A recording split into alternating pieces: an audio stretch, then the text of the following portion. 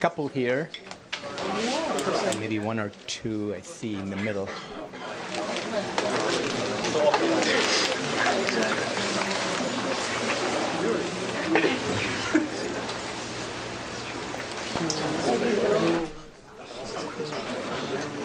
Oh, no.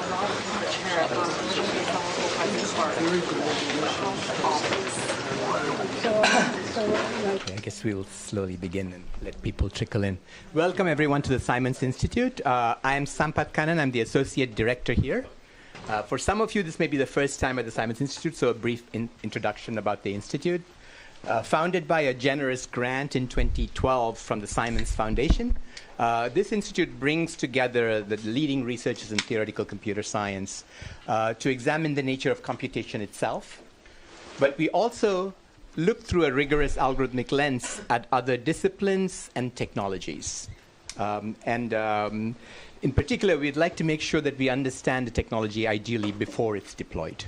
And since information technology has so much of an impact on today's society, we want to engage with a very broad audience when we talk about technology and what it means.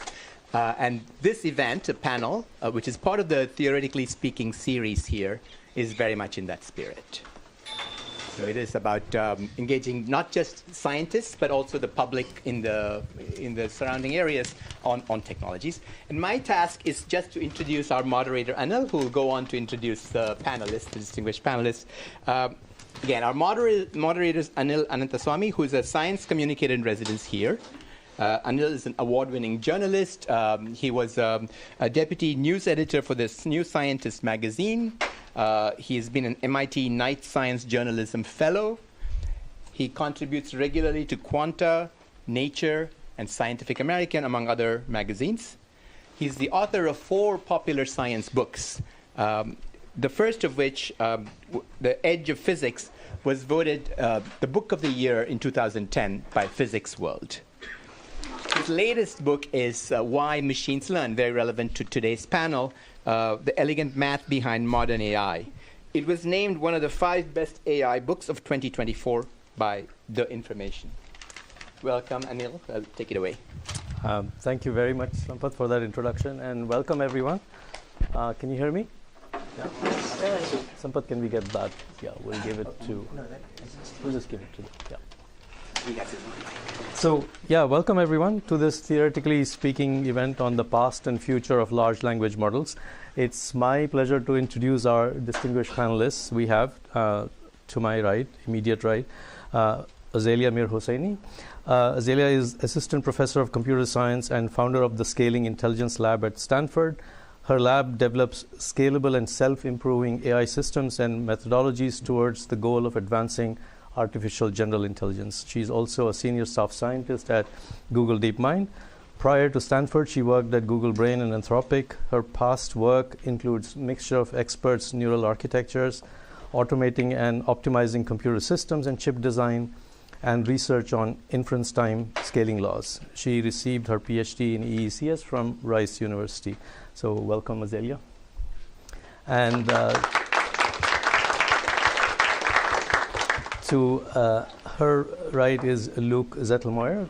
Luke is a professor in the Paul G. Allen School of Computer Science and Engineering at the University of Washington, which is also my alma mater, so yay. And a research director at Meta. Luke's research focuses on empirical methods for natural language semantics, designing machine learning algorithms, introducing new tasks and data sets, and most recently on how to best train and deploy large language models such as ChatGPT. He is a fellow of the Association for Computational Linguistics. He won the Presidential Early Career Award for Scientists and Engineers from President Obama, an Allen Distinguished Investigator Award from Paul Allen, and multiple paper awards at the top NLP and ML conferences. Luke received his PhD from MIT. So welcome, Luke. And to Luke's right is Dileep George. Dileep is an engineer and scientist working on AI, neuroscience, and robotics, and is currently at Google DeepMind. Dileep co-founded 2 companies, Vicarious AI and Numenta. Vicarious was recently acquired by Alphabet, and Dileep and his research team joined DeepMind to accelerate progress towards AGI. So we'll get to hear about that. His research focuses on understanding brain mechanisms, in particular developing a detailed theoretical model for thalamic and cortical microcircuits and place cells as sequence learners. He did his PhD at Stanford University. It was during his PhD that Dileep co-founded Numenta and co-developed the ideas behind hierarchical temporal memory. So welcome, Dileep. And again, welcome everyone. The topic for today's panel discussion is the move towards AGI, why large language models surprised almost everyone, and what's coming next. So this audience is a mixture of experts. So I will talk briefly about large language models and some terminology to get us all on the same page. Some of this will be very trivial for some of you, but for others may not be, so hopefully bear with us. So we would have to be hermits living in caves to not have heard of LLMs. It seems so long ago now, but it was only November 2022 that OpenAI launched ChatGPT. And AI and machine learning, as we know it, changed dramatically. But what is a large language model? I just want to give a brief overview before we ask the more difficult questions of the panelists. So a large language model is a deep neural network-based machine learning model that's been trained to predict the most likely next word to follow some input text. So when you type some piece of text into ChatGPT's user interface, it takes that piece of text, predicts the next word, appends that word to the initial input, feeds it back to itself, predicts the next word, and keeps doing so until it produces some end of text token, signaling the end of the text generation process. You're probably going to hear the word token used a lot in the discussion. It simply refers to how text is broken down before being processed. A token might be an entire word, or part of a word, or even a single character. The details don't matter for us today. We can think of words and tokens interchangeably. In ChatGPT, GPT stands for Generative Pre-trained Transformer. The transformer refers to a deep neural network architecture that was first detailed in a paper in 2017 from a research team at Google. The pre-trained part refers to a model that has been trained on large volumes of text. Generative refers to a model that creates or generates new data that statistically resembles the data on which the model was trained. So leaving aside the engineering challenges, the training process is conceptually rather simple. You take a piece of text, mask the last word, and ask the model to predict the blanked out word based on the information that's contained in the rest of the sentence. Initially, the model will get it wrong. You can quantify the error that it makes and use that to tweak the parameters of the model a little, so that if you gave it the same sentence with the same blanked out word, it'll do a little better the next time. You keep doing this until the model gets it right. Now think about doing this for every piece of text you can find on the internet, copyright issues notwithstanding. Once a model can correctly predict the next word for almost any piece of text, then you can confidently say that it's modeling the statistics of written language. So as we'll hear from our panel, models like these were in the works before November 2022, before the world awoke to this phenomenon. And those in the know were aware of what was coming. And yet, just making these models bigger by using more parameters, more compute, more training data, unleashed something quite powerful and caught many off guard. Of course, since November 2022, the models have become much, much bigger, and new techniques have extracted more sophisticated, quote-unquote, reasoning behavior from LLMs. With that, let's talk to our panelists and see what they think about where all this is going. But first, let's just look back into the past 2 years, and maybe I can start by asking, what surprised you most about LLMs when they hit the big stage? Luke, let's start with you. You come from an NLP background, so you were doing some of the kinds of things that LLMs have eventually started doing. How aware were you of what was going on prior to 2022, and did GPT-3 surprise you? Oh, yeah. So thanks for inviting me to the panel, and that's a great question. I was very surprised. It's kind of hard to really describe all the ways that it changed things. You know, GPT-1 had been out for a while. We had done some work on Elmo and other things, so we sort of knew a little bit that scaling would make things better, like training on more data obviously is going to make things better. But sort of the size of how big they were able to go, how fast, and just how much that changed the behavior of what the model would do was just unbelievably shocking. Everybody knew they were scaling it. We knew it was coming, but we had no idea like how much better it would be. And just one example of that that I've sort of resonated a lot with is kind of pre-GPT-3. language generation, like having an algorithm write a whole document, was considered sort of almost unsolvable. And in particular, even getting it to be grammatically correct. So no grammar errors, like no mismatched, no wrong determiners, no other things, was considered a very, very difficult problem.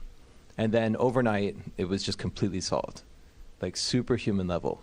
Like I know a lot of non-native speakers in this room probably use these tools to improve their writing, probably native speakers too, and they're just superhuman. They're so good at it. And it was considered sort of almost impossible from an NLP perspective, even a year or two before that had happened. And there's many, many other aspects. We'll talk about reasoning. We'll talk about a lot of other stuff tonight. But even like simple grammar and fluency, was just a huge phase shift. And that shows you kind of how fundamental it was, at least from my perspective. And Azalia, what surprised you about when GPT-3 came on stage? Well, I wasn't surprised. At the time I was at Anthropic, we had access to models that were probably just as good. So the surprising moment was like the adoption and like this really amazing kind of like popularity in terms of general public model. So that was the most surprising part. But in terms of the capabilities, I remember when we had a chat earlier, you talked about how the ability of these models to do one-shot or zero-shot learning. So could you just explain what that means and why that was such a big deal? Oh. Okay. Yeah. So maybe the most interesting or one of the most surprising moment came before ChatGPT, and that was in 2020 when this paper came out and kind of characterized scaling laws for pre-training. So that was a very interesting observation that, again, we can characterize how these models keep becoming better. And not only they become better, but also there's this power law, and we can kind of predict how much they're becoming better. So that was like a very important moment to say, okay, now we have a recipe for success.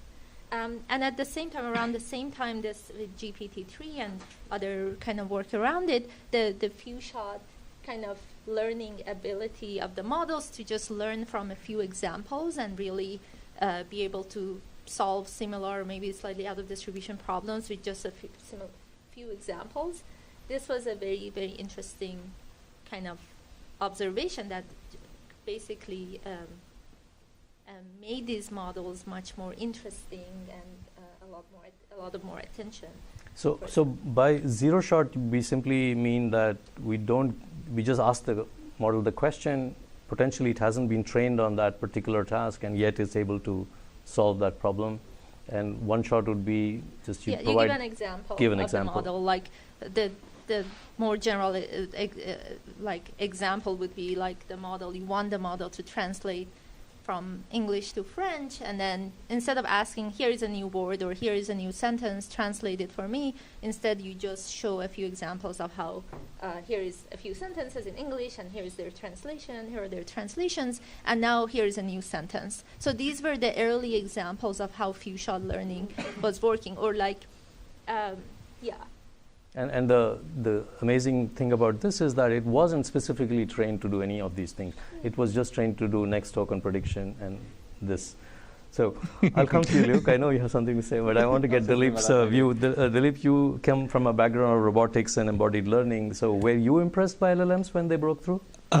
Impressed, definitely. So just to give a little bit of perspective, I never believed in NLP as a thing, in the sense that I never believed in, you need to have grammar and like all the other entity recognition, whatever there was. I never believed in such a thing because, I didn't have that background, and I never believed those as real things, in the sense that I always believed that a good sequence model would be able to do language tasks. That I believed. It's probably from the old Shannon days. Right? Shannon had that example of sequence generation in his information theory book, and since I did not believe in this grammar idea at all, that I believed that is a fundamental principle, but still GPT-3, GPT-4, all of them were surprising, especially how it is doing in context, how it is able to do in context learning, because that's not something that you typically think about as a pure sequence prediction thing, right? It's something different, and this slot mechanism where it can just pick up something and insert it into a slot from the past, and those kinds of behaviors and circuits emerging, that was super surprising to me. And just again for our audience, when you say in context learning, is that the same as one shot? Yeah. So that paper where they showed that language models are zero-shot learners. So that was extremely surprising, that behavior, where you can give an example of something in the prompt, and it will pick up on what is the rule being shown in that example, and apply that rule to a completely different set of symbols that was not seen in training, and that was extremely surprising, and of course many other things like instruction following, everything which we're specifically trained for, those were all surprising capabilities. Yeah. Luke, you were about to say something controversial. I don't know if I'm going to be controversial, but I'll try to pick fights for fun. So I actually found zero-shot learning completely unsurprising. In context is kind of interesting, but zero-shot, so the idea that you could ask it to translate something and it would do it. But remember, these models were trained on the whole internet. So, they've seen web pages teaching you how to do translation, and they've read them, and they've seen example sentence pairs. And not only have they seen it, but even if it's a tiny, tiny fraction of a trillion, which is how many words it's trained on, is millions of examples. So what's fascinating is that it could actually pull out this stuff that's even kind of a small percentage, but a big in an absolute sense. But in some sense, there's no even notion of, a zero shot means you've never seen it before. But when you've trained on the internet, it's really hard to find something you've never seen before. It's all in there. But it's cool that it gets it out. That's kind of surprising. But the fact that it can do it at all, if you think about the data and you think about what it was trained on, it's seen it before. It's seen it all before. That's not controversial. I think it's still interesting that it can mix and match. For the translation, it can. Azalia, if you can keep the mic closer. It might have never seen translate this sentence to French, right? It can mix and match kind of its learnings, and it's also interesting that it has seen so much data and still able to extract a lot of this information. And like you were saying, the 2020 paper about scaling laws, that really set something in motion. And I think in your talk you also referred to how this has become kind of the recipe for companies also to justify what they're doing. So can you speak about the impact of those set of laws, the scaling laws, and also a little bit about what the laws are telling us? So basically this scaling laws, the traditional one, which applies to pre-training, says that as we pour in more data or more training compute or increase the model sizes, the model does better. Specifically in this case on test loss and the loss, but also which correlates with the capabilities of the model. But not only that, we can quantify how much it becomes better and predict its future behavior for additional compute. So before training a bigger model or before throwing in more data to this model, we can predict, given this curve fitting that we've done, we can predict where the model is going. So and then that's kind of a recipe for training the next generation of bigger models, because for a certain kind of performance or capability, we would know how much additional resources we need. And this is granted that we are not changing a lot of these recipes or other optimizations that will come along the way, but so at the high level, that's the. So Luke, do you think there's more headroom here with these initial set of scaling laws? I think we should try to push everything to the extreme, even though it's becoming billion-dollar experiments at this point. So it's quite challenging to do that. If you look at the shape of these curves, though, they're power laws. And what that roughly means is you need to 10x the amount of data and compute for a constant gain in performance. So just based on the shape of the curves, you can already predict that the scaling won't work forever. There will be a limit of how far you do it. It's not like a linear growth, right? You actually really, it's a log scale. You really need to keep doubling stuff to get the performance gains. And so I think it's a really interesting research question. Can we invent scaling recipes that have different shapes of curves? It probably will never get linear, but it's something that looks better. And I think it's also an interesting question to see how far can we push what we're doing, but we're going to run out of data. There's only so many GPUs in the world. I mean, there's a lot, but at some point we're going to run out. And I think for text-only models, we're getting pretty close, honestly. Right. And Dileep, you have kind of in your public writing sounded some alarms over this unbridled scaling and the focus on that. Could you talk about that? Oh, I'm not alarmed. It's great. I'm with Luke in the sense that we should explore it to the maximum, right?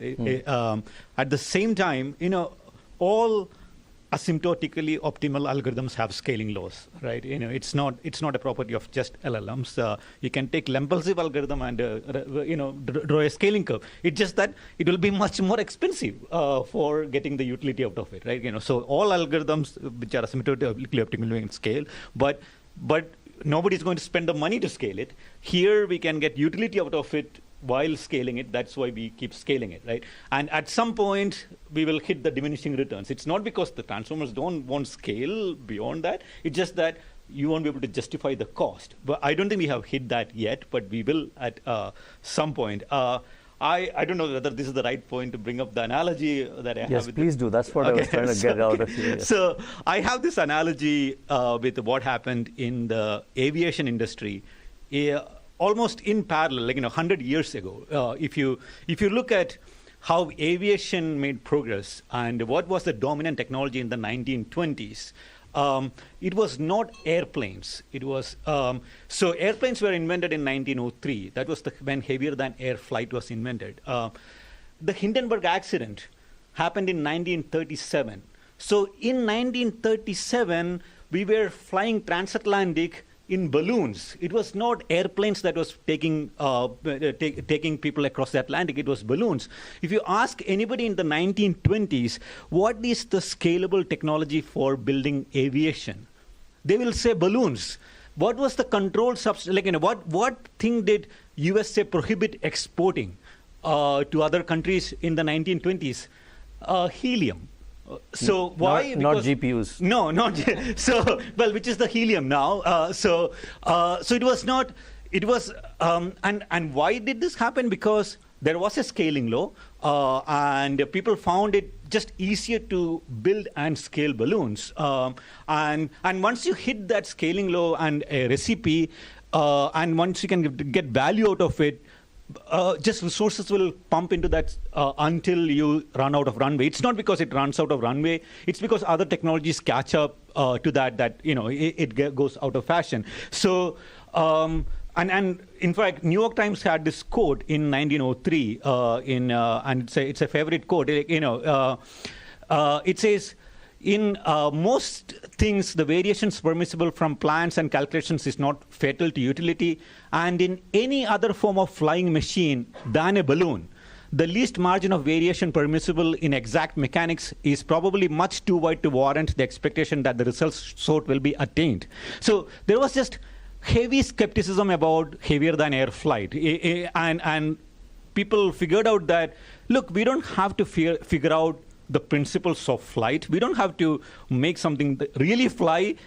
We can still go through the air and land from, go from A to B, just float through the air and go. So, and that's, in my mind, that's where we are with cognitive technologies. We don't have to really figure out the principles of how intelligence works, but you can still make machines that do intelligent things. Might be more expensive, less controllable, way bigger than in terms of compute that that the brain might be using, way less data efficient. But this technology will run its course, and it's you can't stop it right now because we still have lots of juice to extract from it, and it's extremely useful. My bet is that there is room for finding out the real principles that power intelligence, and a new set of techniques will emerge. It's just hard to predict when. Heavier than air flight caught up only in the 1940s. It took 30 years of technology development. So maybe something is coming. Actually, that's a good segue to Azalia. In your talk again this morning, you mentioned that there's a new set of scaling laws that we are kind of beginning to embrace. Right? So what we just talked about are the laws that apply to LLMs when we train them, and now it's shifted to sort of scaling laws that apply for inference time or test time. Can you explain that a little bit and tell us why this is a big shift in what's happening? Yeah, so basically scaling laws during inference is this phenomenon when we can get a whole lot more capability out of a pre-trained model without... It's on, yeah. Is it on? Yeah. Okay. We can get a whole lot more capability out of a model without doing any kind of a fine-tuning or additional training, but just with basically applying this compute during inference, which could come in different ways. It could be asking the same prompt or the same question over and over again, or serially ask the model to revise its own outputs, interact with the environments, and use tools to update and modify the generations. Is there a question? Maybe after we finish, yeah? We'll hold on to your thoughts. I'll come to you first. Okay. Yeah. So the reason this is very interesting is just it opens up a whole new frontier for translating additional compute to new capabilities. And it's much cheaper than pre-training, right? We can spend $100 on like a Llama 8B model and make it go from 10% on this math data set to 70%, assuming that we have a verifier, or for coding tasks and all that. So it's like a cheaper kind of frontier for kind of bringing capability to the models, and it opens up a whole lot of new opportunities. And so you believe that there's, again, much more headroom that has opened up for scaling, for throwing compute at the problem. Exactly. I think in my talk today, I kind of touched on how the models are, this scaling inference compute can make the model a whole lot better at the generation task. And then, so that frontier keeps getting better and better, generating meaning, creating candidates that could possibly solve a problem. And if we can kind of apply or bring that to the verification or selection piece, then this is very powerful. And in a lot of cases, in many domains, we have these verifiers built in, or we have access to automated verifiers. So this kind of by verifiers, we mean automated systems that can check somehow the output of the LLM.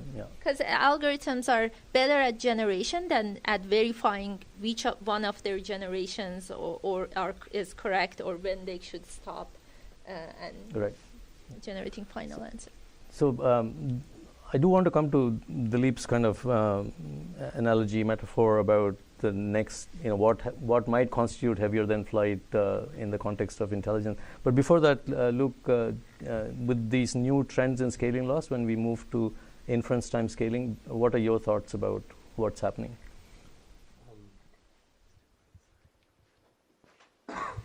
I think it's a really cool advance, and I think we're seeing a lot of really interesting work very recently on it.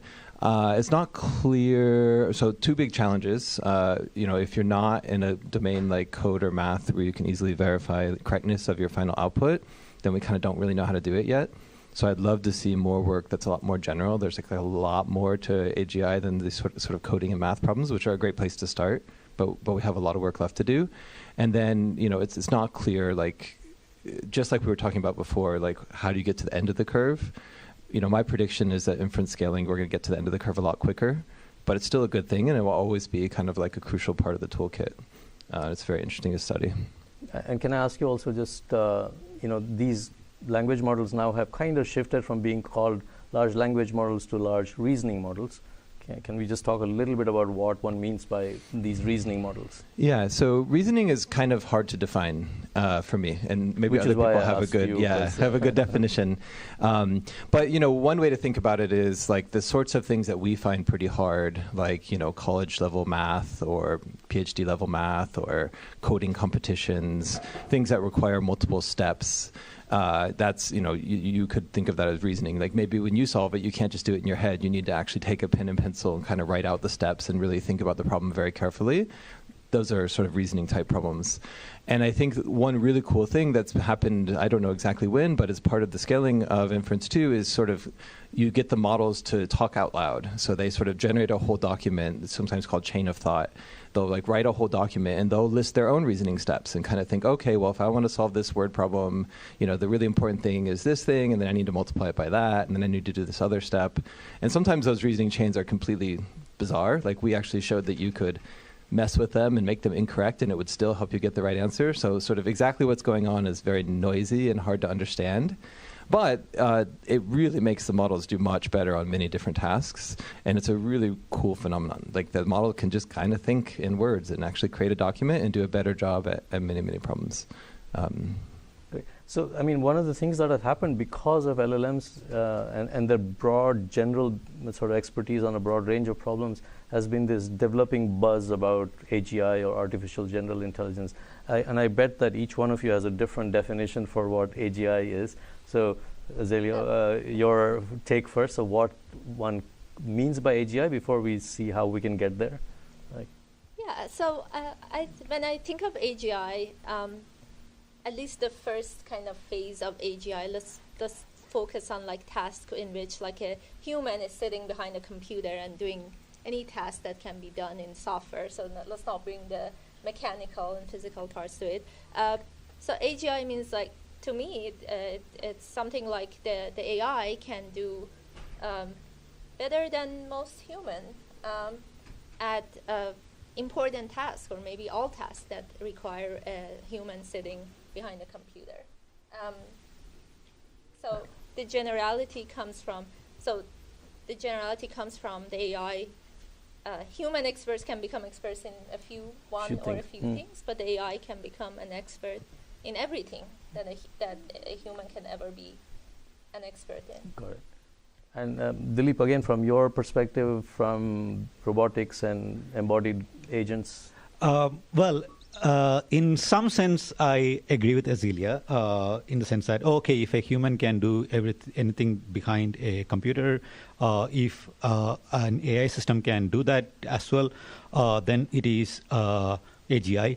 But what is an example of a task that cannot be put on a computer? I don't know an example of a task that cannot be put on a computer. For example, when my HVAC person came to remodel the house, okay, he had to walk around the house to infer how the ducts are going through, where the ducts are going. Quite a complex reasoning problem because things are hidden, quite an inference problem. Now, I do want, if a system cannot solve that task, it is definitely not AGI for me.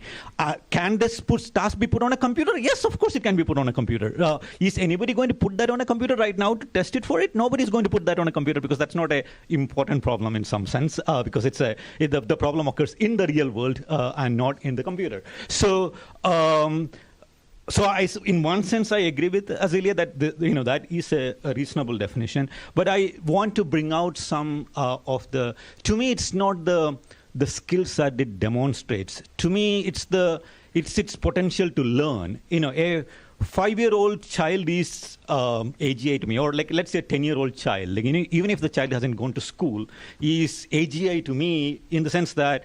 That person has the potential to acquire all the skills that is needed. I can expose that person to a curriculum that learn the skills, and that person can be a doctor, engineer. Now I can make 10 replicas of them. They can be all experts in many different fields. And what is the capability there? It's not the particular skill that they have acquired at that moment. It's the ability to acquire the skills in a data efficient way. And to me, that is the primary thing. Okay. And that's certainly something LLMs don't have right now. Luke, do you have your definition for? Yeah, I mean, my definition is not too different. So, it's sort of It's hard to define precisely, but you kind of know it when you see it, sort of situation, I think is what we're all saying. I would sort of riff a little bit on what Dileep was saying and say, I actually think we won't get there without embodiment, that you actually kind of have to live physically in the world. I can't prove that, but that's my intuition. And that it will be very controversial, because even like the models that we have now, say the text-only models, they're seemingly, very intelligent in certain things, but they also fail sort of catastrophically in weird ways that a person never would. Like slight rephrasing of things can cause it all to fall apart, or they learn in such a data inefficient way. So it's really hard for me to think about like all the different facets. It's not just capabilities; it's also robustness. It's also hallucination. It's also all these other things, and it's also common sense, which you probably have to be embodied to really get. And it's just a lot. And so kind of listing out sort of, if we had 200 benchmarks and we did well on them all, that would be AGI. That's not really enough for me. Can I add something? Yeah, of course. So it's like asking what's the definition of an iPhone. You cannot define an iPhone. You can have a set of functional requirements, right? So I think we will have rough set of definitions which are all mostly inspired by human brain's work. We are all benchmarking against that, in the sense that how do we know we don't have AGI right now? Right, but that's because we have something that is AGI, and we can compare against that and say, look, it's making mistakes that and that is the definition that will pull us through. How do we know we don't have it right now? Right, and that delta is what just takes us to that. That's it in my mind. Yeah. So given the definitions, I can see that for Dileep and Luke, LLMs are not going to get us there. But from your definition, Azalia, scaling LLMs alone could get us to something very close to the kind of AGI you are thinking about. I think, first of all, when I say an AI that's better than most human and like all tasks, I think it kind of like that to some extent it comes with it. It should be robust, it should be reliable, because that's where most humans, like the necessary expert condition. Humans are in those tasks. But in terms of scaling, of course, scaling, like we show the scaling laws for training, for inference. It always it's always easier said than done. Like whenever we go to the next 2x or 10x in data size, in model size, there are a lot of problems or new challenges that come, whether they're engineering challenges, numerical challenges, everything that comes with it that needs to be solved. But somehow in the past few years, there are a lot of smart people working in this field, and those problems are kind of solved. Like we are not stalled by any means. So I think I'm very hopeful. Maybe a few months from now or next year, we find a new kind of source for scaling, or kind of this data flywheel. We make that work, and we get to a new frontier on that. But I think this flow is moving real quick, and there's no sign of slowing down. In fact, things are improving much faster. And in terms of embodiment, I mean, it's good. Of course, if we have more modality, we learn more from. But even if you think about people with disability, people who can't see or they can be really, really intelligent with just much more limited kind of modalities or senses. So I think that's why I'm very hopeful about the models we have and the rate of progress at which we are seeing. And if we have a scaling loss or kind of a prediction for the innovations that people do along the way, and it kind of seems to be going very well. So I'm very hopeful that the current flow gets us there, but new innovations make it happen faster. Faster, easier. Yeah. Talking about new innovations, Luke or Dileep, given your notions of where we are headed in terms of AGI, are LLMs sufficient? And if not, what kinds of things would you want to see happen?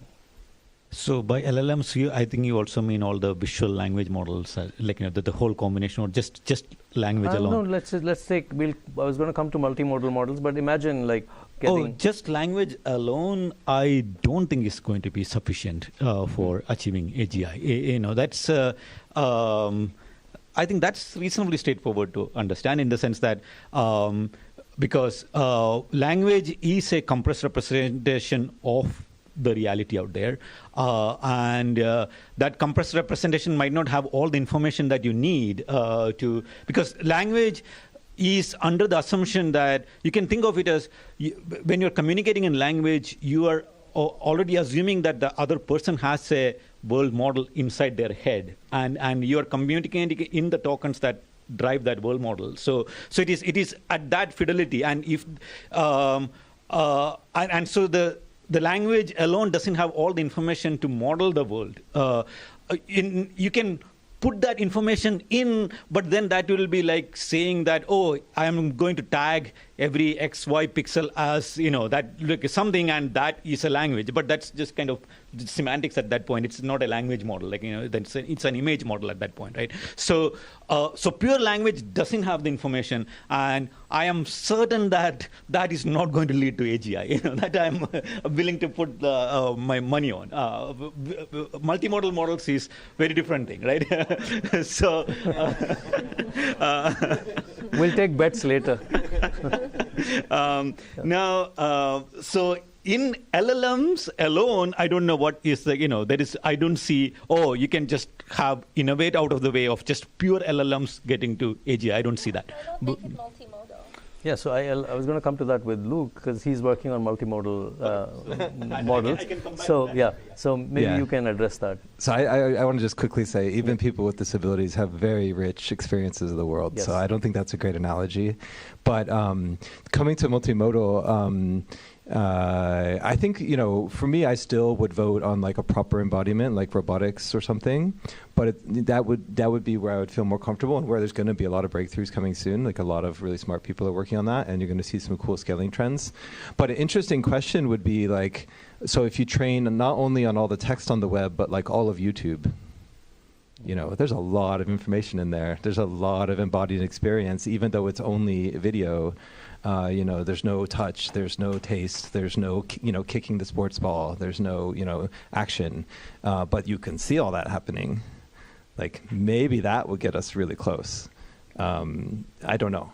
And there's a lot of work on sort of video generation models, and we saw the Sora demos and the ones that have come after, and the physics is all kind of wrong, and so clearly we still have a long way to go, but that's a place where I would bet on scale having some pretty big impact. Like if you scale those models up, the physics will get better. They probably won't get fully solved. It'll still be weird and brittle, just like in the text case, but maybe, and then people are figuring it out. So that's where I'm not so sure.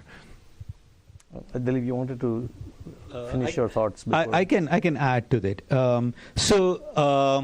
I do see some things as missing in the current architectures, and I don't know whether these will get fixed by just scaling and some property emerging, or whether they will need fundamental architectural modifications, because we have been surprised by some things that emerge at scale. So I just don't know whether just make it the same architecture, just scale it up, feed it to all of YouTube, and something will emerge. We just don't know that, but we know the hints of what these capabilities need to be, and if you have played with image generation models, you can already see the problem. It's always easy to create something very interesting looking, but you want something very precisely something, it's very hard to get that. I want to have a rectangle with a dot in the top right corner. I want the left edge to be green. I want polka dots inside, and the fifth polka dot, I want a dot in it. I can make it more and more specific, right? You try to generate that, it won't get that. And whereas I can sketch this out very easily. Even though it doesn't look graphically very impressive, I can capture that idea and sketch out exactly what I want. A human can do that. So it's not a understanding in the translation of the language. It's more there is a problem in connecting that language to the actual vision. And if it happens on the generation side, if you lose precision on the generation side, the counterpart is the perception side. The perception side has the same imprecision. And this is related to things like people have talked about binding problem, where you have lots of details in the image, and if you're just compressing it using a feed-forward pass and creating an embedding vector, you don't know what all information gets captured in that embedding vector and what gets lost. something that gets lost might be something that you need to access to, and for that you have to go back into the image and access it. And this comes up across as binding problem, because the typical way it comes across as, oh, if you have a blue rectangle and a green triangle and a green triangle with a red outline, etc., all this gets mushed up in the forward pass, and now it gets lose track of which object had the green outline, or which object had the green outline but with the blue corner, etc. All these details have to be kept in one embedding vector at the forward pass. Whereas, so Dileep, I think maybe for our general audience, we don't want to get into latent spaces and But your point is that there is a lot of architectural stuff that probably needs to have changes. I'll just add one intuition, which is basically saying in the human brain, this happens using forward pass and backward pass. We are not just feed forward machines. We access information back to the feedback pass, and we can dynamically access information, and language can drive attention back into the input. And this dynamic feedback access of information is binding. That is something that is not there in the current architectures. So we should actually now move quickly to audience questions. But Azalia, do you want to have the last word before we move to the audience about what changes? So you've taken one perspective that scaling will get us somewhere, but do you also foresee certain kinds of changes that might be required for the next stage of evolution of AI?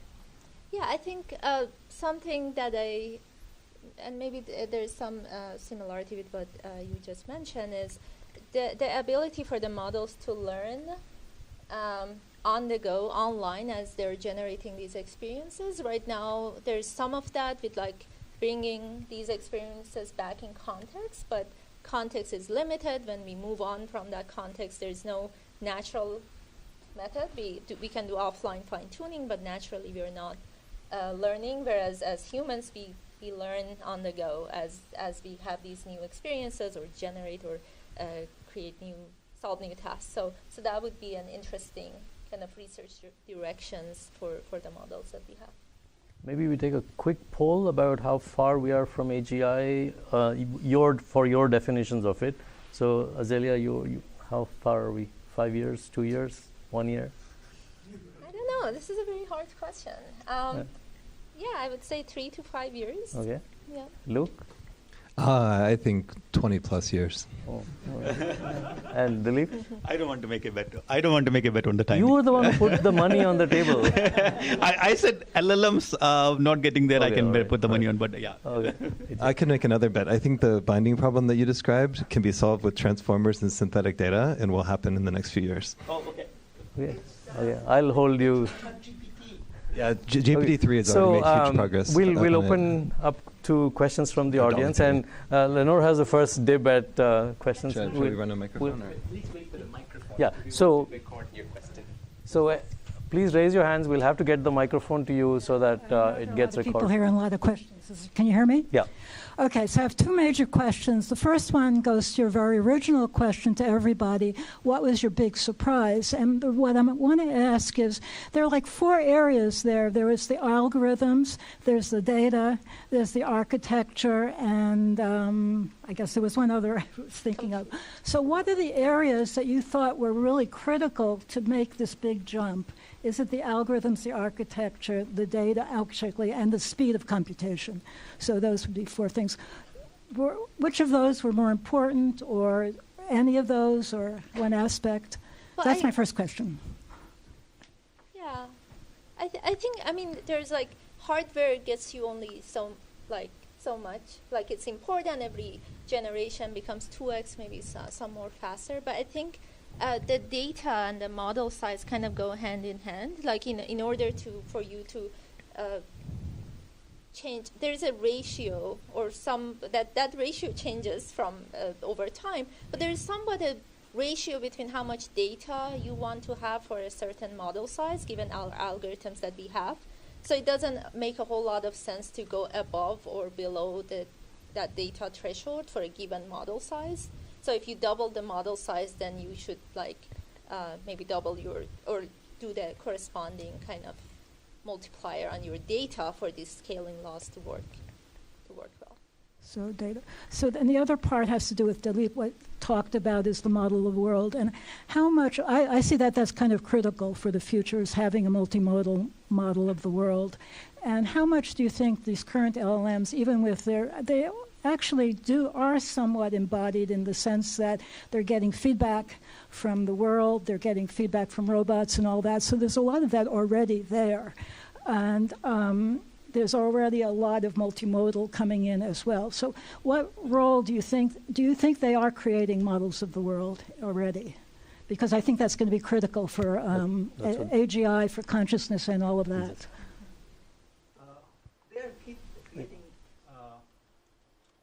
I think they're creating some kinds of models of the world, not all kinds of questions that we want to answer using a model of the world can be answered in that question. You know, we can sit and think and do surgeries in our head on how we'll manipulate the world, and then go and do those surgeries in the world, right? You know, those kinds of being able to self-modify our own structures, that kind of things don't seem to exist there. You know, we have to go and put a probe in and extract the model out by ourselves. Okay, that's so it's not clear.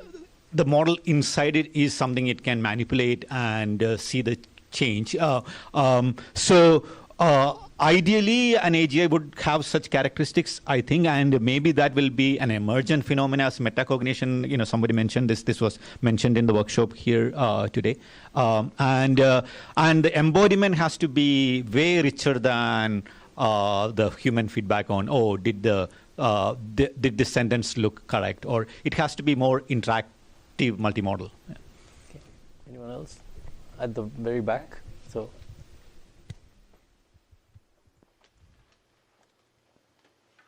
Thanks so much for the great panel. I guess one question I had is that throughout the panel, you all talked a lot about how crucial it is to achieve some sort of embodied intelligence as a sign of like achieving kind of general intelligence. But when you think about the sort of scale of data that we have for vision and language, we don't have even like a drop. We have like a drop in an ocean of that kind of data for robotics, right? So I'm kind of curious, given this kind of data imbalance that we have between vision and language and robotics, do you guys have any thoughts on what the right path forward might be? Okay, who wants to take that? Thank goodness we don't have that much data, so then we can go figure out some algorithms and architecture which are right? You know, that's my thinking. Right. I sort of roughly agree. But I think it's a little embarrassing how much data it takes to train a language model, right? This is a great research topic. Like what the heck is it learning from the 100 billionth document that it didn't somehow learn earlier, other than some rare facts or something? And why can't we do that more efficiently? Why do we need so many GPUs to learn those final few facts? I find that really interesting question. But again, I'll say what I said earlier, like video is probably relevant too, and there's a lot of video in the world. Yeah. But action is important, and video doesn't have action. Maybe you can infer it.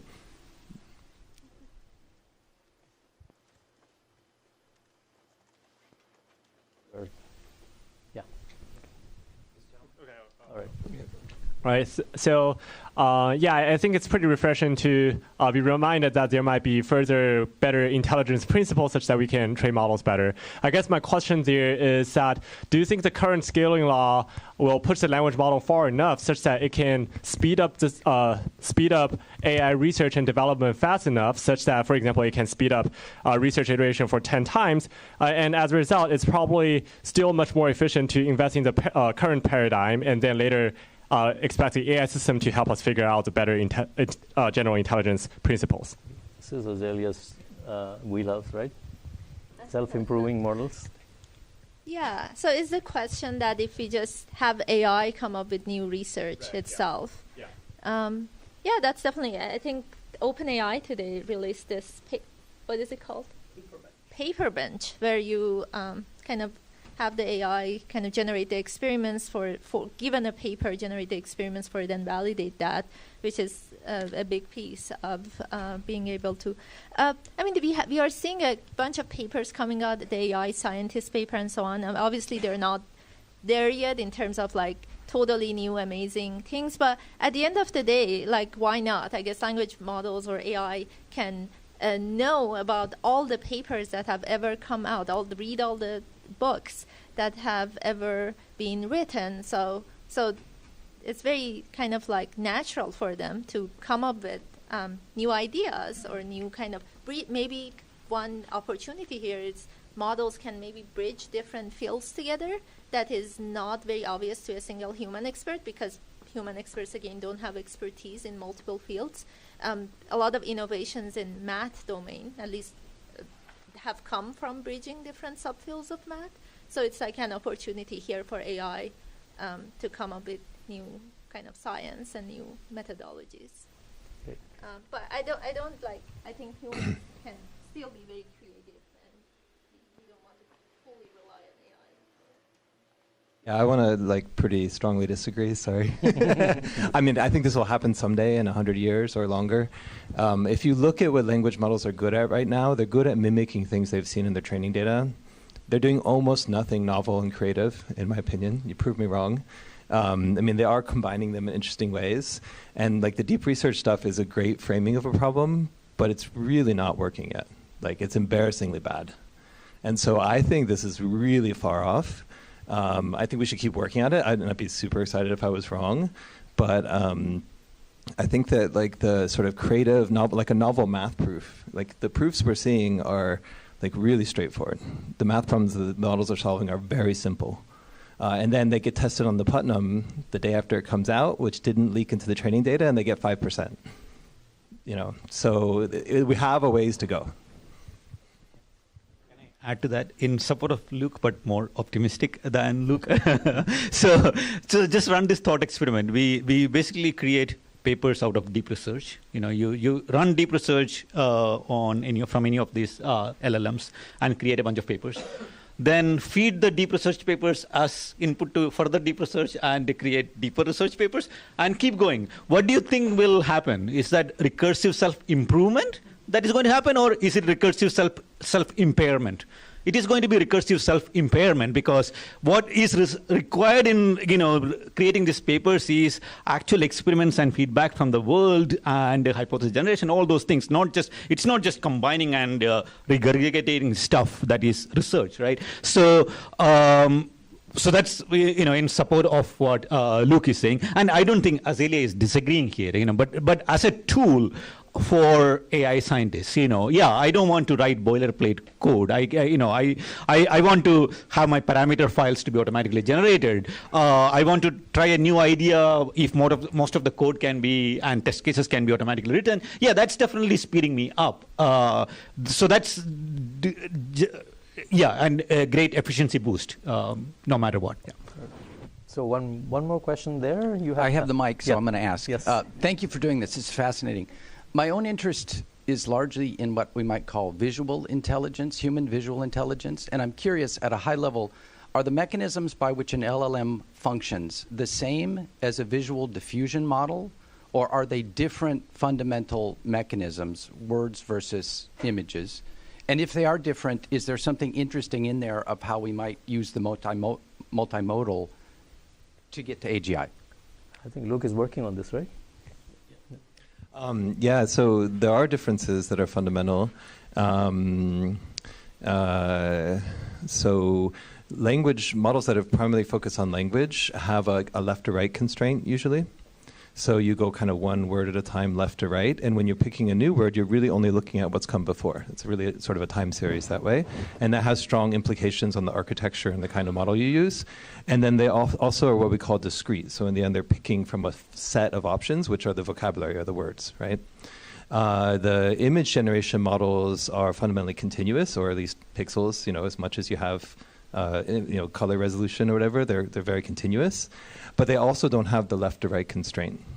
And so they typically start from noise or some sort of random full instantiation of the image, and then they can globally, everybody can look at everything, all the pixels, all the regions, and they kind of iterate and improve itself kind of in a more, sometimes it's called non-autoregressive, but not in a left to right manner. And so we've done a lot of research on hybrid models that can get the best of both worlds, and it's very open. It's not super clear how to do it, but the models behave very, very differently in practice. Great. So can we get one here, please? So I want to ask you on the continuation of this question, and let me call this a research parrots question, just for the sake. So we called LLMs stochastic parrots, but then ChatGPT happened, and everyone's using them because they're useful to language. And you said image models awful at binding, and as Luke said, generated 1 trillion tokens, and they're still awful at binding in their activations, but they do 15 objects perfectly, and now there's 100 million people using them. Do you think research parrots will arrive?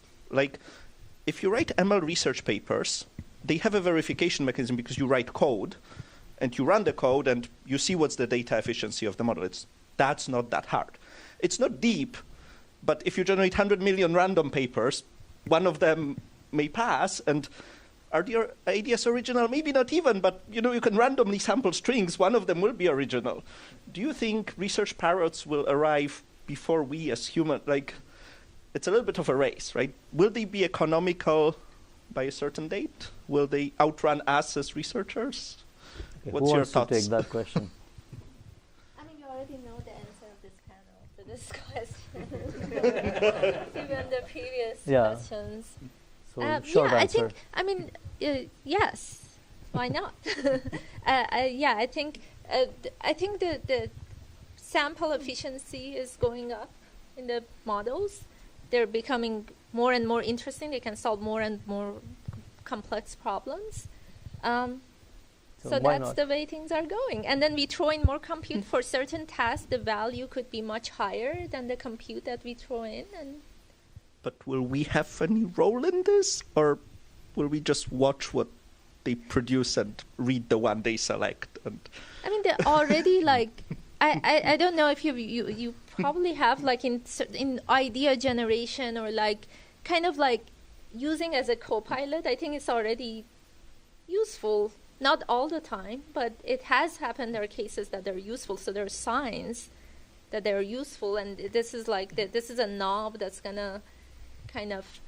I don't know the answer to whether probably human working with AI together is gonna be a super powerful combo, and this becomes more and more bold. So my exact question is: do you think there'll be a time in the near future where the AI alone will be as useful as human with AI, which means the human will not add much? Well, that's a harder question because that's more like the AGI. They already gave their predictions. Not really. But it's not AGI. It doesn't require AGI. robotics. It only requires code and math. It doesn't require the models to be like human brain. It doesn't require them to be data efficient.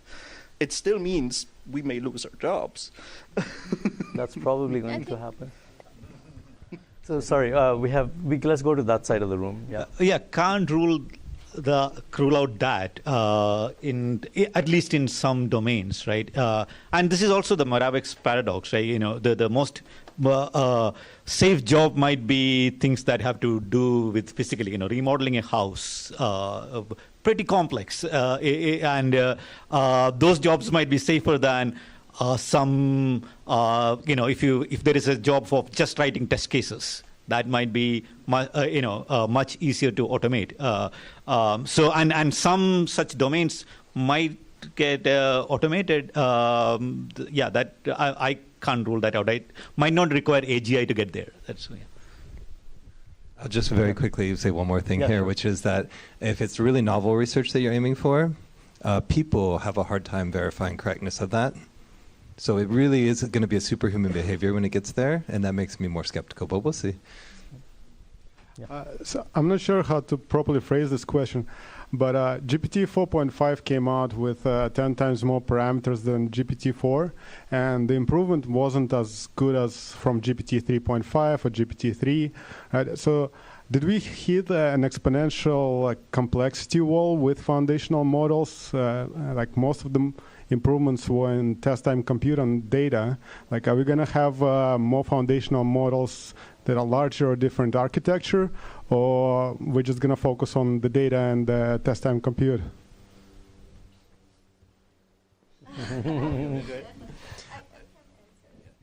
I think my answer is a non-answer. I think that's $1 billion question for frontier labs, and I I think, I'm not sure if they know it, but I don't think we have concluded that. But do you have any kind of thoughts on the process? I'm sure you were like either surprised or not by the results of 4.5. Do we know it's 10 times more? I don't think that number has... I think there's a lot of unknowns, and I'll just do one of my rants about kind of open science here, which is that we don't have enough information to know what they really did, and no one should trust any result until it's replicated. So maybe OpenAI made a mistake in their setup. You know, they're not perfect. They have an amazing track record, but nobody's perfect, right? And so if you have like, I don't even know exactly how good it is. We don't even know how to measure that. They're getting so good, but we'll see. It's hard to know. Oh, okay. Thanks for the panel. So we've been talking about when we'll get to AGI and how. I have a question about when will we know and how will we know that we've gotten past the point of AGI? Because for context here, for 2 days ago, UC San Diego had a paper that GPT 4.5 actually passed the Turing test, so to say. And also, if we're looking at task completion or ability to perform on many of the things, I'm sure GPT-4 already outperforms 50% of the population on certain tasks today. What would that look like, the new Turing test? Who wants to take that? Dileep has some ideas about when will I know. I mean, if the real AGI is passed, now I don't invent a new word, real AGI. So is achieved, then we will all know, because we'll be not working, playing, right? That's that's the whole idea there. That I want full automation so that we can all play. I think Arthur Clarke said this. So we would not be working, we'll be playing. That's when we will know that we have achieved a full AGI, and I don't know what's other definition. That sounds very dystopian. That really makes me worry about super alignment, but that's a different discussion. So I guess the answer is we really don't know how to measure. So I think there's like sparks of AGI or something. Oh my God, we're not going there. Here, please. Thank you so much, everyone. Question more for Dileep. I would like to hear, what do you think is the role of neuroscience, cognitive science, psychology in the development of AGI, and more broadly to the other panelists, what is the future of interdisciplinary collaborations, and what are we missing that we're not just going to get through computer science? Okay, neuroscience, cognitive science, all of them have a role to play if they are willing to question the dominant paradigm and throw probing questions out there for others to think about. But in some ways, it's challenging in neuroscience because experiments take longer to complete, and graduate students last only 5 years, and there are social pressures, so it's challenging because when there is a field that is moving so fast and improvements are month to month, and the remuneration scale is like 100x, it's very challenging for hard sciences to compete and give insights there. So I do think neuroscience can play a role in showing what is fundamentally missing, but it's really challenging. So I sympathize with the problem there. We have time for one more question. So. Back there.